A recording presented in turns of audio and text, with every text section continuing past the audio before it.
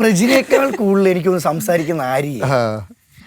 അത് ഞാൻ ഇങ്ങനെ സംസാരിച്ച സംസാരിക്കും. ഞാൻ അങ്ങനെ സംസാരിക്കും. അതാണ് പ്രജേട്ടൻ കുറച്ചുകൂടെ ഡിപ്ലോമാറ്റിക് ആണ്.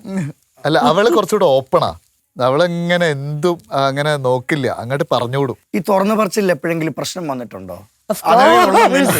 അതേ ഉണ്ടായിട്ടുള്ളൂ. പക്ഷെ നമുക്ക് നമ്മളാവാനല്ലേ പറ്റൂ. ഉറപ്പായിട്ടും എനിക്ക് വേറെ ഒന്നും അറിയില്ല. This is what I am. So അതാണ്, ഒന്നും ചെയ്യല്ലടാ.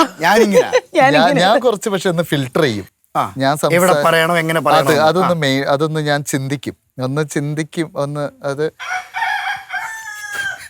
നമ്മള് കമ്പനി പ്രത്യേകം ഉണ്ടാക്കിയത്.